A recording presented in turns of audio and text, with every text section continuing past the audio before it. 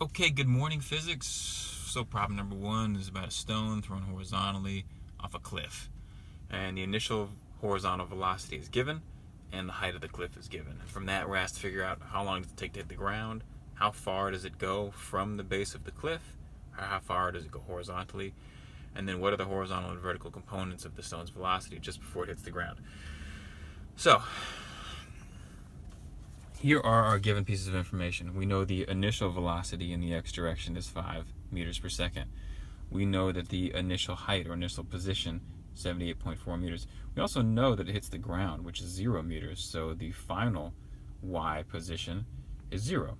We also know that the acceleration in the y is negative 9.8 meters per second squared. These two things are not explicitly given in the problem, but they're known to be true.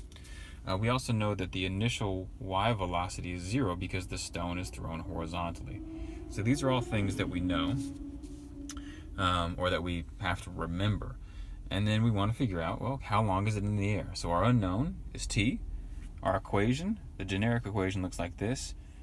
Final position equals initial position plus v initial times time plus 1/2 at squared, acceleration times squared.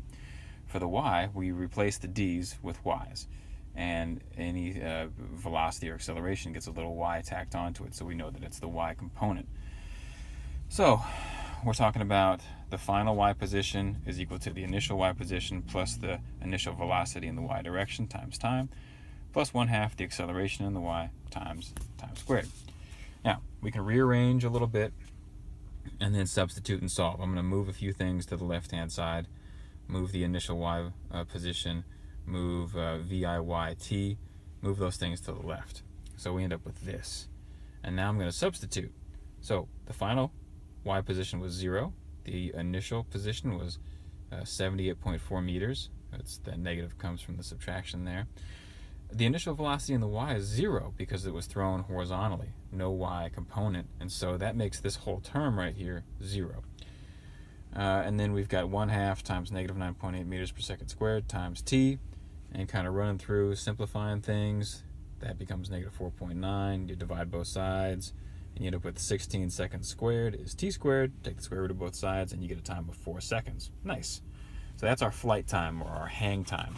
And now we want to know how far can it go in that amount of time. That's part B. So now we have a new given. Time is 4 seconds. This is old. We knew this from the beginning. The initial velocity in the x was 5 meters per second. Now here's the cool thing with how far. It's a constant velocity, and when we're talking about the horizontal component, because there's no air resistance, so there's no acceleration, and that's what this says, no AX, no acceleration in the x direction. See, the equation's really simple. It's x final is going to be equal to the initial velocity in the x direction times time, basically how fast it's going times the amount of time that it's going that speed. So that's 5 meters per second times 4 seconds gets you 20 meters. And that's it. That's the answer. Boom. For C, it's asking for the for Vx and Vy, the final components. So initially, the object is going 5 meters per second in the x direction. It's always going to go 5 meters per second in the x direction until it hits the ground. And so that is the horizontal component of the velocity. For the y part, well, we get to use this equation. Vy final is equal to Vy, or V final in the y direction is equal to V initial in the y direction plus the acceleration in the y times time. So the initial y velocity is 0. Acceleration is negative 9.8. Time is 4 seconds. Just doing the math there. Negative 39.2 meters per second squared. So it's traveling downwards at a pretty fast rate, moving horizontally at a not so fast rate. And those are the answers.